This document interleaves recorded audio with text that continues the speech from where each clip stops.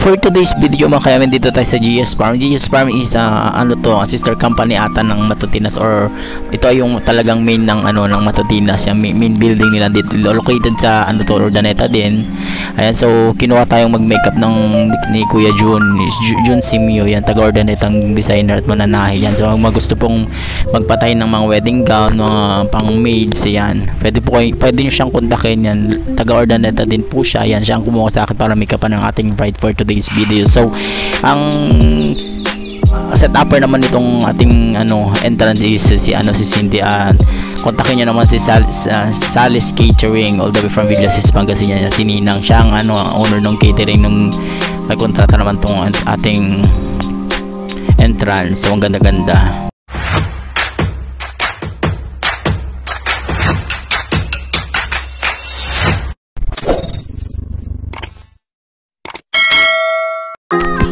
Yan, so ito nga yung ating bride na taga Urdaneta din, ay kapitbahay lang to ni si Kuya Jun Simio. Si Kuya Jun Simio is yung talagang gumawa ng lahat ng damit ng entourage, ng wedding gown.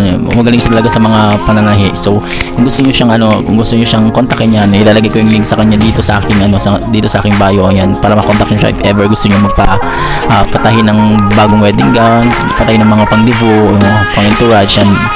Actually, ilang beses ko na rin siyang nakasama. So, pero ito yung talagang kasama ko siya, na ako yung nag-contact sa kanya, ako talaga yung tinawag niya. Ayan, so, nag-makeup ako ng bride, nag-prep muna ako ng bibig, ng primer ako ng face. Alam niyo naman, pag sa reception ng problema, malamig na dito sa my GS Farm. Yung reception nila malamig, hindi naman problema. Ang problema lang, kayo naglalagay pa rin tayo ng primer para safe siya pag punta ng simbahan. Actually, sa main simbahan ng Urdaneta, yung pinuntahan namin nga, medyo mainit dun. So at least naka-ready ako, naglagay ako na talaga ng primer, in-prep ako ng baby before ako maglagay ng mga foundation. Nilagyan ko na yung bandang leeg usually, kasi pag bride, pag sobrang init, alam mo yung pinagpapawisan sila talaga, buong mukha, buong leeg yan. So kailangan natin lagyan ng primer. So ang ginamit ko primer dyan is yung kay Vice Cosmetics, talagang kapit na kapit at yung top. So bali, nag-start na rin ako mag-makeup. Ayan, naglalagay na ako ng foundation. Gumamit ako ng spoolie dahil sinasagad ko yung mga bottle na may mga laman pa naman, pero mahirap na siyang pindutin dahil nga pag alam niyo naman, pag mga foundation talagang makapit yan. Ayan, so nilalagay ko lang siya, gumagamit ako ng brush ng foundation, kinakalat ko lang sa kanyang mukha. As you can see naman, yan si bride. Yung tone na foundation na ginamit ko sa kanya is yung katone din lang ng balat niya, dahil hindi naman maitim si Ma'am, di rin maputi. So nasa morena lang siya, nasa morenang kulay lang din ang lalagay sa para mag-tone down lang yung mukha niya at mga skin tone ng kanyang balat, para hindi lang siya magmukhang multo. Kasi yung ibang nagme-makeup, yung hindi pantay, alam mo yung ang puti na mukha niya pagdating sa kamay, medyo maitim na. So hindi maganda tingnan, parang nagmumukhang bangkay ang ating bride pag ganun.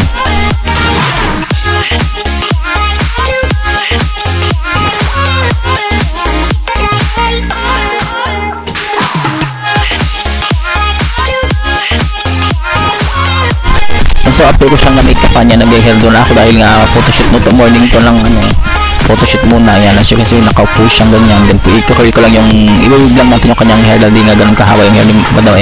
Sabi ko, i-curl ko lang yung dulo-dulo. Plapan siya ko muna para ma-flatten, and then lalagyan ko lang ng curve para mas maganda siya tignan. At sa mga nagtatanong po, pag mga ganitong bride lang pong inaayusan namin, minsan talagang dadala ko ng assistant na taga-hair. Pero ngayon kasi medyo malayo yung walang available akong makatawag na mag-hair. So ako na lang din. Kaya ang pagiging makeup artist, kailangan marunong ka talaga magbuhok. Hindi pwede yung makeup ka lang, kasi sometimes mahirap maghanap po ng taga-hair. Minsan mga attitude pa yung makukuha mo. Kaya minsan pag nag-service akong mag-isa, ako na lang nag-hair, kasi carry ko naman mag-hair, marunong ako magkulot o mag-hair do. So ako na lang din ang gagawa, huwag natin i-asa sa iba. Kaya mas maganda pag naging makeup artist ka, marunong ka sa buhok, hindi lang sa pag-makeup, para parang hindi mo na i-assess sa iba, kasi madalas kasi wala tayong mahanap na mag-hair. So ako na lang din ang gagawa. Ayan, so kinocurl ko lang yung dulo ng buhok niya, and then papanchain ko lang yung roots para mas maganda siya tignan, para hindi siya buhaghag. Din may curve lang din dahil ng pictorial lang natin to, simpleng makeup lang, dahil hindi rin ganoon kaputi si Madam, hindi rin ganoon kaitim, habang morena lang siya. So ang ginamit kong tone dito is kasing kulay din niya. Ayan, kung nakikita, naglalakad si Kuya Jun, yun yung designer nung mga wedding gown, pang maids, pang abay. Ayan, mga pang flower group siya ang gumawa niya. Andun din yung photographer, nagre-ready na sila dahil nga medyo mas maaga kaming dumating para mas maaga kung mag-makeupan dito si Madam. And then habang kinakirl ko yung buhok ni Madam dito, sige, pagkwentuhan ako, talaga na-interview ko sila.